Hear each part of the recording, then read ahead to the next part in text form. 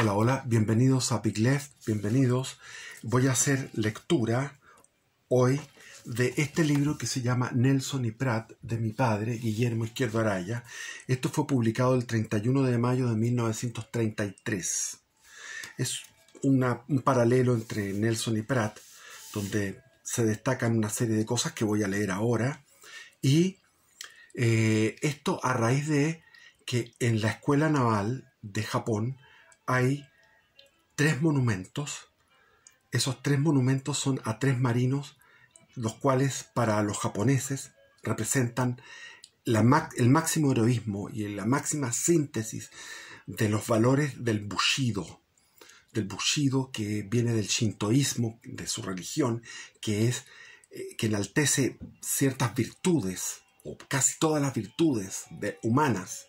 Entonces está el almirante Togo, está el almirante Horacio Nelson, británico, famoso, y está el capitán de fragata de Chile, Arturo Prat Chacón.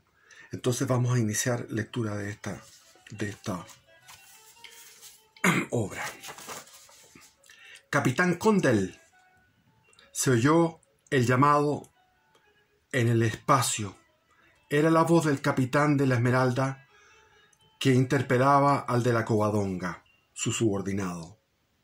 «A sus órdenes, mi comandante», contestó Condell, que estaba en el puente de mando de su buque, observando con una tranquilidad tan proverbial de su flema británica los humos que se divisaban en el norte y que ya habían sido identificados como los 2 blindados enemigos.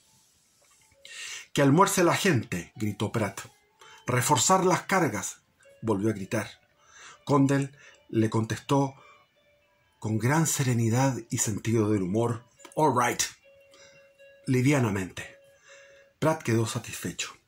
Fue la manera más sencilla de exteriorizar la preocupación que dominaba al jefe y el cariño y la solicitud que prestaba a sus subordinados. La frase no es poética, tampoco es bella, pero en cambio es profundamente humana y nos sirve para retratar el alma del capitán y analizar los hechos de su mundo interior. Tenía la fortaleza del roble, capaz de resistir el vendaval más fiero. Así se explica la serenidad y grandeza del hombre frente a la responsabilidad de un combate muy desigual. Aún el ser humano más dueño de sí mismo hubiese perdido en ese instante la plenitud de sus facultades directivas. Mas, sin embargo, él permaneció sereno, sin denotar la menor confusión en sus actitudes, ni la más mínima vacilación en su voz entera y resuelta, ni la más leve alteración de su semblante. No era por inconsciencia, muy por el contrario. Su primera orden al capitán Condell nos está revelando al hombre previsor, que no pierde los detalles más ínfimos sobre la gente que tiene bajo su mando y responsabilidad, ni aun en los instantes más difíciles y solemnes. Alma recia y altiva, como buen hijo de una raza que habita una tierra montañosa. Alma pacífica y a la par despierta, como buen hijo de un pueblo de marinos con amplia y dilatada ventana al océano. En ese momento del preludio del combate, Prat se revela en toda su humana grandeza, porque meditó, ordenó y tomó finalmente la resolución heroica de sacrificarse. La epopeya que Prat escribió en las aguas de Iquique no fue, pues, la improvisación que surge sola de los acontecimientos. Años escuché en una reunión de elementos avanzados, así se llamaba antes a los progresistas, la opinión audaz y aventurada de que la acción de Prat de abordar el Huáscar no tenía mérito alguno, pues el capitán había asaltado al buque enemigo lanzado por la violencia del espolonazo. Todavía siguen repitiendo lo mismo los progres.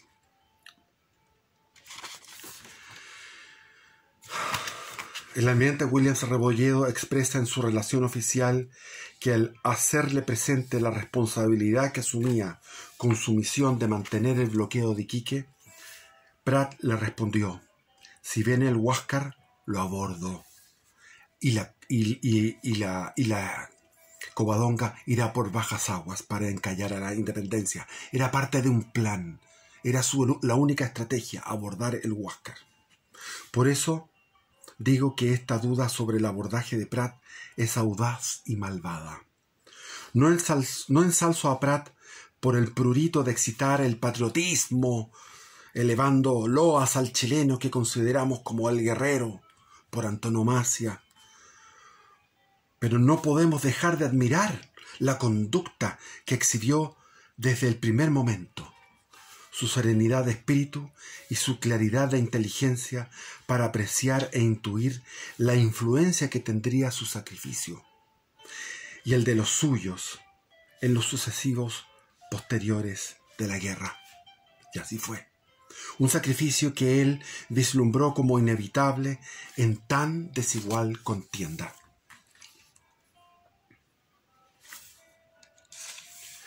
Parece que no se ha pensado lo necesario en lo que este chileno reflexionó en esos instantes.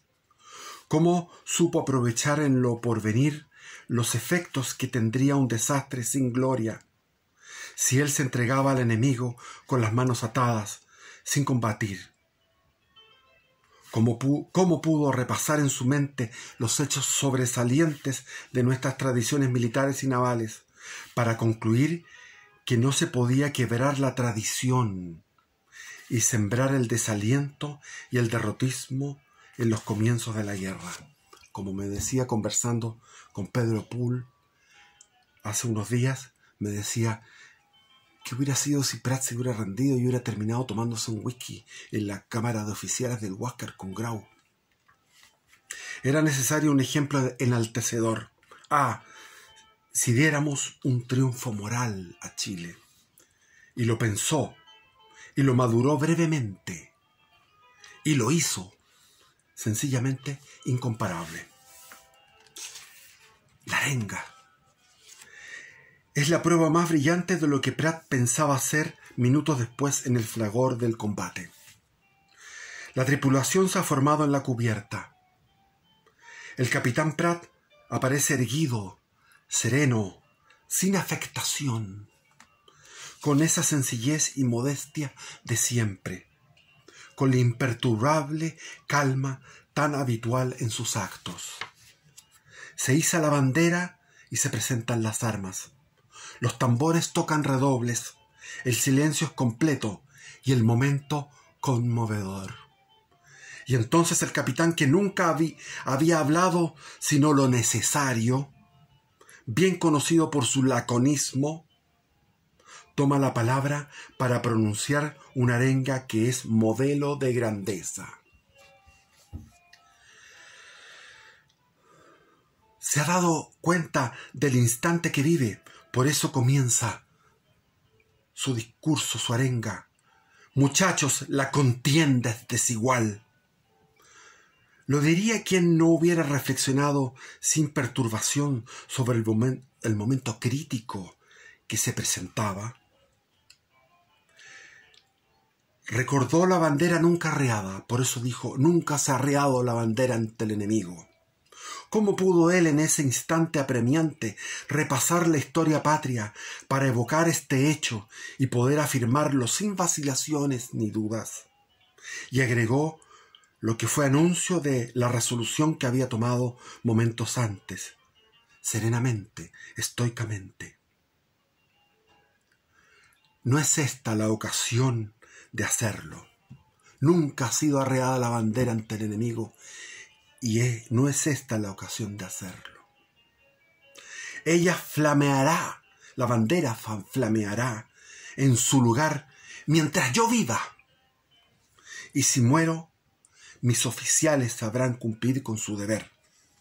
Prat estuvo aquí sencillamente admirable en el pensamiento, grandilocuente en la palabra y magnífico en la resolución.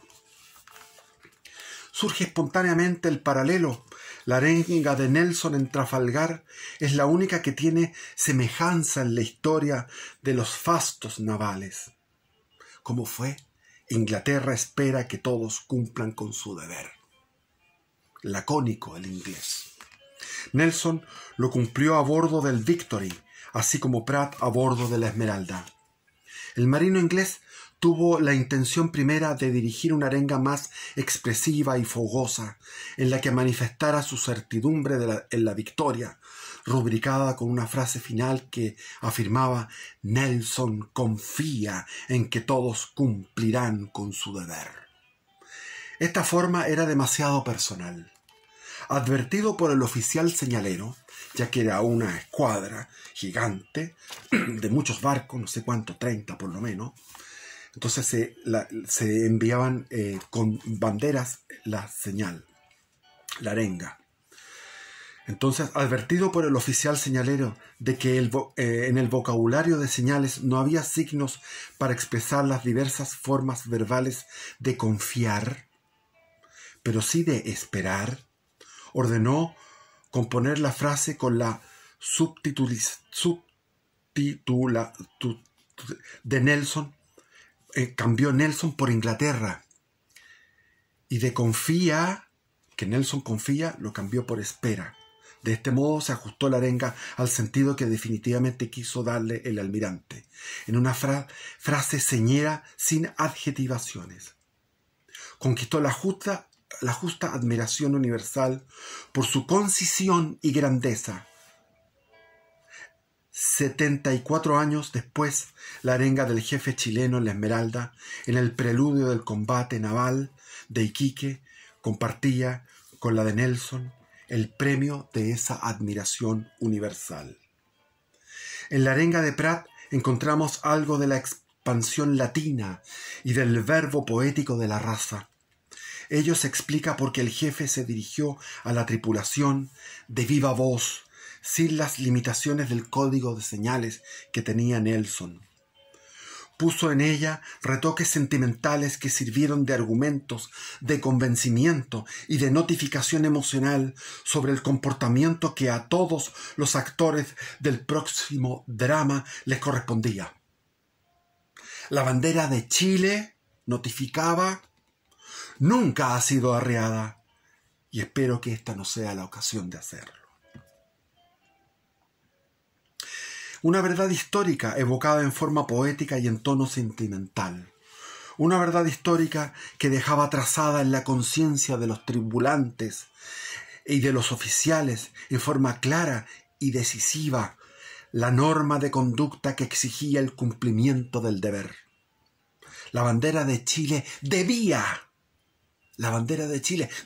seguir la suerte del barco. La tripulación debía combatir hasta el último minuto sin dar cuartel, y nadie podía abandonar su puesto de combate. El guardiamarina Ernesto Riquelme siguió gloriosamente este camino cuando disparó a flor de agua el último cañonazo en los momentos en que el viejo barco se sumergía. La arenga de Pratt termina a la manera nelsoniana: el cumplimiento del deber. No es necesario seguir demostrando que todos supieron cumplirlo, pero es conveniente establecer que el legado de Pratt, contenido en su arenga y sellado con su sacrificio, trascendió el escenario de la guerra y se incorporó en la conciencia de cada soldado chileno. En cada acción de guerra, en tierra y en mar, estuvo siempre presente esta consigna, que fue acogida y sostenida en forma inquebrantable hasta su postrera verificación en el combate de la Concepción, en la batalla de Huamachuco, en el combate de Sangra, en la batalla de Tacna, en la batalla de Miraflores, de Chorrillos, en Tarapacá, Un solo grito de júbilo saludó el llamado del jefe inglés en esa mañana gris y nebulosa en que un ligero viento del noreste saludaba a los combatientes de las 2 escuadras y el fuerte oleaje rompía con estrépito en los acantilados del cabo Trafalgar. Un sonoro y rotundo ¡Viva Chile! Fue la respuesta de la tripulación chilena cuando terminó la demanda del capitán sobre las olas del mar de Iquique y frente a los desolados cerros del inmenso anfiteatro del puerto, donde una muchedumbre silenciosa y un ejército hostil recogida presenciaría el increíble drama. Esas 2 órdenes enseñan el paralelismo de estas 2 almas. Los héroes de Trafalgar y de Iquique mostraron la firmeza de su espíritu y la decisión de la victoria, aún a costa de sus vidas. Maravilla en ambos el dominio absoluto de sus espíritus, demostrado en 2 instantes igualmente difíciles e igualmente sublimes. Y aquí comienza otro aspecto interesante de la personalidad de Prat. Es conveniente esclarecerlo y destacarlo. ¿Ha pensado alguien en lo que fue este chileno antes de inmortalizarse en Iquique? Hasta ahora Arturo Prat ha sido para los chilenos el valiente capitán de la epopeya.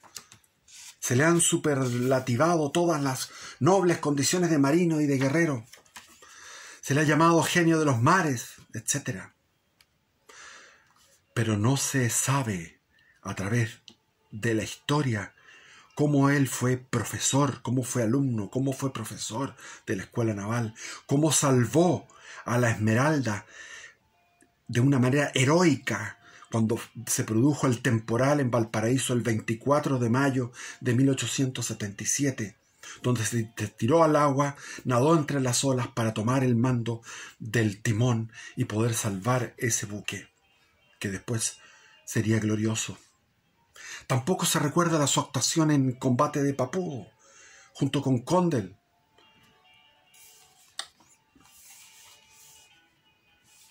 Pareciera que Prat no tuvo otros méritos que lo último, lo que aconteció al final. Y hasta cierto punto limitamos su personalidad restringiéndola, ciñéndola en un círculo que se va estrechando y reduciendo solo al aspecto solamente heroico del combate de Iquique.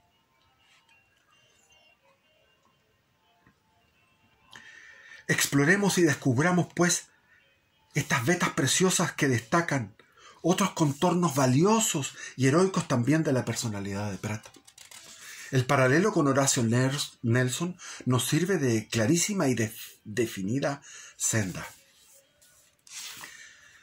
La diferencia de personalidad de los héroes de Trafalgar y de Iquique y sus temperamentos opuestos resaltan a través de la vida de ambos actores. Nelson nació con arrestos de guerrero, paseó sus glorias navales por los mares y océanos que dominaban la famosa Albión, Inglaterra, desde el Ártico hasta los confines orientales del Pacífico. Soñó con victorias rotundas y grandiosas. Buscó las batallas, afrontó los peligros, acechó al enemigo siempre a la ofensiva y se hundió su estocada en el pecho para cantar victoria no solo en Trafalgar, sino también en Abuquir, en el Cabo de San Vicente. Y como todo guerrero empedernido, también sufrió derrotas y rechazos, tal como aconteció en las Bahamas y en Santa Cruz de Tenerife. Vivió sediento de gloria, saludó la guerra con una sonrisa de satisfacción y encanto, porque la guerra le proporcionaba sus momentos más grandes como guerrero y capitán de los mares, porque la guerra sería para él la consagración de su heroísmo, y peleó y buscó la contienda. Y en cada oportunidad se expuso a morir en un permanente y sublime reto con la muerte. Por fin, en el Victory, su nave insignia en Trafalgar, una granada perdida penetró en su valeroso cuerpo. Murió en el sollado de su nave tal como lo había querido. cuando el triunfo de su escuadra era anunciado con los atronadores cañones de la victoria y llegaba para él la gloria definitiva que tanto había buscado. Gracias a Dios he cumplido con mi deber, fue su última frase. Dijo al morir. Así, la divina providencia le concedió en su lecho de muerte la oportunidad de ver con satisfacción su ambición cumplida. Nelson era en Trafalgar un mutilado que había perdido un ojo en el sitio de Calvi, en Córcega, el brazo derecho en el ataque de Santa Cruz de Tenerife, más algunas heridas cicatrizadas recibidas en la rada de Abukir y en otras batallas. En su vida privada, la mente afiebrada del gran marino tuvo dos expresiones violentas: la facilidad para odiar y sus arrebatos amorosos, sus aventuras románticas.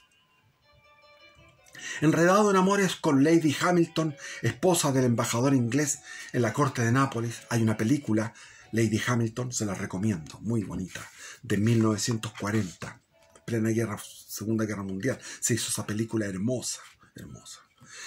La hizo su manceba a Lady Hamilton para romper más tarde espectacularmente sus vínculos matrimoniales con su mujer.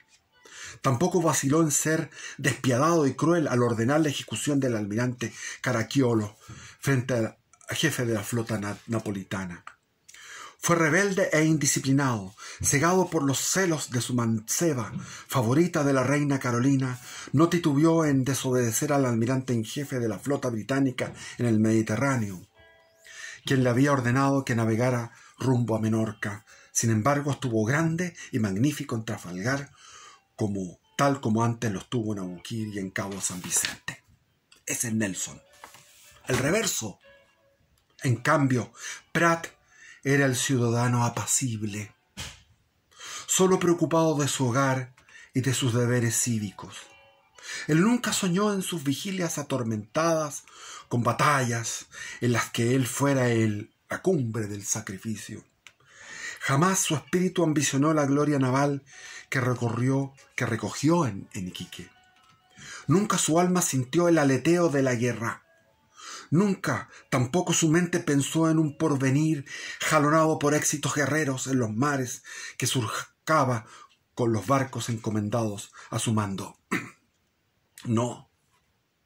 Jamás sus amigos, ni sus compañeros de armas, ni los suyos en la intimidad del hogar, le oyeron una palabra que pudiera delatar en él la presencia del espíritu bélico. Tal vez tuvo presentimientos de su destino. Todo hombre de armas los tiene, pero no los alentó ni sintió la necesidad de provocarlos. Ello porque Pratt no tenía pasión guerrera. En cambio, tenía espíritu de sacrificio, una profunda y serena resolución de servir a los demás en la colectividad, a la patria, servir a la patria donde fuera. Le tocó en Iquique, en un combate homérico. Allí lo dio todo, con la nobleza y derroche de generosidad de su espíritu. Se sacrificó, no por ambición, no por el deseo de vivir en la posteridad. Se sacrificó con un desprendimiento y un desinterés desconocidos en la historia. En cambio, Nelson era ególatra. A pesar de su patria, al pensar en su patria y en sacrificarse por ella, pensaba también en su gloria personal. Pratt, al contrario, era simplemente altruista. Era la gloria de su pueblo, el pensamiento que lo excitaba a las grandes acciones. Pratt era un servidor de la patria en cualquier terreno. Hubiese deseado servirla en la paz, cual lo hizo con brillo en misiones diplomáticas, funciones administrativas y académicas. He aquí, precisamente, el gran mérito de Pratt: no haber rehuido el sacrificio cuando la ocasión lo puso en situación de rendirlo. El reverso con respecto a Nelson continúa. Amaba las jerarquías, no era indisciplinado Pratt. Por eso fue respetuoso, aún con sus enemigos. En la disciplina educó y forjó su personalidad. Su norma de vida fue la salud mental y moral, la paz permanente en su espíritu, el amor a la verdad, la sinceridad, la honradez en el más amplio sentido del término, con rasgos y actitudes de patricio incorruptible, de aristócrata incorruptible. Todo el mundo trae a la memoria el sacrificio de Prat en Iquique. Bien pocos recuerdan al hombre civil que a su regreso de Argentina y al término de una misión diplomática devolvió a las arcas fiscales la suma de 970 pesos de los 1.796 pesos que le dieron para gastos de viaje. Él devolvía la plata y hacía un listado riguroso de lo que él gastaba, y era tan austero, tan frugal, que le quedaba un saldo a rendir. Y en esto debo rendir un homenaje también a mi padre, que teniendo 3 jubilaciones, la de parlamentario, la de abogado y la de profesor, 3 jubilaciones que él dignamente merecía, porque en los 3 había destacado, en las 3, él solamente quedó con la jubilación de parlamentario, renunció a la jubilación de profesor, donde fue 60 años profesor, y renunció a la de abogado, donde estuvo 50 años ejerciendo la profesión, para no sacarle tanta plata al Estado. Qué saludable es recordarlo en estos tiempos de quebranto de las virtudes ciudadanas de los hijos de Chile, dice mi padre en 1933. Qué saludable es recordarlo en estos tiempos de quebranto de las virtudes ciudadanas de los hijos de Chile. ¿Por qué esta acción de Prat, este gesto ejemplarizador, ha quedado relegado a la categoría de un episodio secundario? El gastar poco y devolver, cuidar la plata del fisco. Su propia fisonomía revela al individuo de alma civil, la alma de Prat, su mirada llena de dignidad, su rostro de bellas facciones de varón, su cuidadosa barba denotan al hombre de talento, amante del estudio, más cerca del gabinete del sabio y de la tribuna del político, que de la espada y de la vida de armas. En vez de las preocupaciones enfermizas de la grandeza y de los arranques románticos, Arturo Prat Chacón no tuvo otros cuidados que los del padre, el esposo, el oficial, el ciudadano. Llevaba en su casaca los retratos de su mujer y de sus hijos. Con ellos murió en la cubierta del Monitor peruano, y el otro héroe máximo de la guerra del Pacífico, el peruano comandante Grau, comprendió en toda la sencillez de este descubrimiento la grandeza de alma del hombre de espíritu civil que se agigantó en ese instante decisivo. También llevaba un escapulario y llevaba un sagrado corazón de Jesús. En familia, Prat era afectuoso y solícito. Su corazón generoso en la vida de paz se abría en los momentos a los sentimientos paternales y filiales. Fuera de su hogar, entre sus amigos y compañeros de la Armada, era circunspecto, modesto, sencillo, tal vez poco expansivo.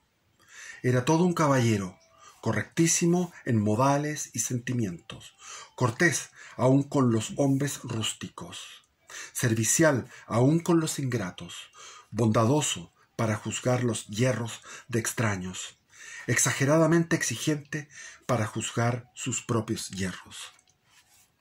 Derrochaba cultura y buen sentido. No conoció la excesiva vanidad. ¿Podría alguien imaginarse que un hombre con una vida intrínseca tan valiosa tomaría la decisión de derrocharla envuelto en las ráfagas del heroísmo que lo inmortalizaron? Prat tenía innegables condiciones para diplomático. No carecía de figura. Era hermoso, se distinguía por sus atractivos físicos singulares, sus modales de gran alcurnia, modales elegantes, aristocráticos, su reserva propia, reservado. En el gobierno de Aníbal Pinto comprendió las aptitudes sobresalientes del marino y le confió una delicadísima misión en Argentina y Uruguay, en cuyo desempeño demostró ser un hábil diplomático. ¿Por qué el héroe se agigantó en Iquique, que va a dar la sombra al diplomático triunfador? Era un diplomático triunfador. Pero aún hay más. El héroe de Iquique fue un hombre de derecho. Amó las leyes y se consagró a su estudio, con un sacrificio inmenso. Mientras trabajaba como oficial de la Marina, en las noches estudiaba los códigos para dar sus exámenes. Fruto de inmensos esfuerzos fue ese título de abogado que se le confirió en la Universidad de Chile en 1878, un año antes. Su memoria de prueba versó sobre la ley de las elecciones, nada menos que de derecho público, y en particular de leyes políticas. Fueron las materias de su predilección, es decir, interesado por el derecho público, por la cosa pública. No era un abogado de derecho civil. Como vemos, Prat fue el héroe legendario, el hombre que no conocemos sino a través de su martirologio. Era un espíritu selecto, estudioso. Miraba hacia el balcón de la política y le atraía el campo de la ciudadanía. Lo comprueba el tema de su tesis universitaria. En Prat había también pasta de estadista. ¿Y qué clase de estadista habría sido? Sus cartas enviadas desde Buenos Aires expresaban lucidez sobre el problema de la Patagonia, hablando de que la Patagonia tenía riquezas que no habíamos descubierto, pero que esas riquezas iban a ser en el futuro importantes para el progreso de Chile, y que había que defender la Patagonia oriental. Con su espíritu de disciplina, su altruismo, su sinceridad, su honradez, su absoluto dominio de sí mismo, que ya hemos ido destacando. Amaba el saber. Por temperamento buscaba el estudio y en el hogar la felicidad de su vida. Era intelectual no solo por su condición de abogado, de diplomático y marino, también lo fue como estudioso, que exploró los campos de la astronomía, de la botánica y de las matemáticas. No era, pues, el héroe burdo y rústico que desde la cuna soñó con la gloria de acciones violentas y espectaculares. No, fue intelectual y en su carácter amó la paz y quiso servirla con el espíritu civil que lo animó siempre. Como la paz no es permanente, la vela de armas era su misión como marino. La empuñadura de la espada era su deber en la guerra. El derroche de su heroísmo ejemplar fue su destino en la batalla. La veneración de todo su pueblo ha sido su premio en la posteridad. Hay que agregar que Prat pensaba retirarse de la armada y dedicarse a la vida civil. Concluimos. Entre Nelson y Prat no hay más semejanza que la actitud similarmente heroica en el instante del combate. Pero los separa un gran abismo en el curso de sus existencias. Prat es, por consiguiente, un transfigurado. La transfiguración se opera desde el momento en que, posesionado de su papel de marino y de jefe de la escuadra de los dos buquecitos, junto con el transporte de la mar, que estaban encargados del bloqueo de Iquique, se le acercan dos blindados que los aniquilarían. Fue el instante en que el hombre de diplomacia, el hombre de derecho, el abogado, el estudioso, el hombre de familia, el de las actividades intelectuales, se pone la armadura del señor de la guerra y se dispone a ser un héroe. Y lo fue.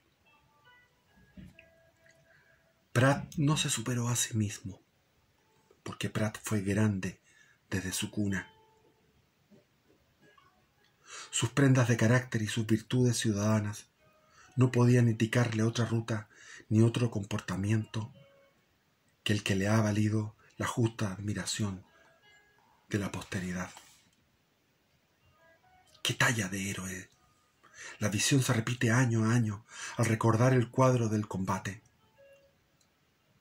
Evoquemos cómo empuña la espada, cómo da voces de mando en medio del atronador de los cañones y alza la potencia de su voz para hacerse oír en medio del concierto ensordecedor de la metralla.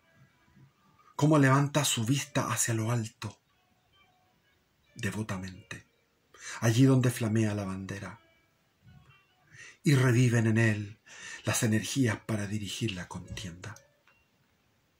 No, ya no es Prat, el ciudadano civil y pacífico que sirvió en la diplomacia y se deleitó en los códigos de Justiniano, en las 7 partidas, en el Código Civil de Andrés Bello. La transfiguración se ha operado. Veámoslo, cómo marcha en el puente de mando, sereno, grave, orgulloso de lo que piensa hacer. Es el heroísmo en su plenitud. Y él, que nunca soñó con glorificarse en un acto tan temerario, de temerario rojo, se lanza al abordaje del buque enemigo en el primer espolonazo, que lo acompañó la providencia, porque el espolonazo dio en la popa, donde él dirigía el timón. Le siguieron solamente el sargento Juan de Dios Aldea y un marinero anónimo, cual soldado desconocido. ¿Se atemorizó acaso ese corazón ante la soledad y la metralla? No, nunca. Tal vez tuvo en sus labios la palabra del poeta y se dijo: Excelsior, adelante, más alto, más arriba. Y tras él, como si el Excelsior abrazara a todos los combatientes, van cayendo los defensores de la corbeta. ¿Cómo lo vieron sus enemigos? Hidalgamente la relación peruana consigna, comillas, en el mismo momento del espantoso choque, vióse a un gallardo oficial que, espada en mano, saltaba desde el castillo de popa sobre el lomo de aquel Proteo del mar, haciendo flotar en el aire los faldones de su marcial lévita elegantemente ceñida sobre el arrogante cuerpo. Cierre de comillas. Así opinaron en la versión oficial del Perú. El capitán ha muerto, pero no ha quedado solo. Le hacen compañía los ilustres de esta tierra. ¿Cuáles? Tras la efigie de Balmaceda está Balmaceda, por ejemplo. Está O'Higgins. Está Manuel Bulnes, Manuel Montt, Antonio Varas, Eulogio Altamirano, Aníbal Pinto, Errázuriz Zañártul, Rafael Sotomayor, Manuel Antonio Tocornal, Andrés Bello, Barros Arana, Lastarria, Valentín Letelier, etc. La lista es larga. Viva Chile. Pedro Pool, presidente. Viva Cristo Rey.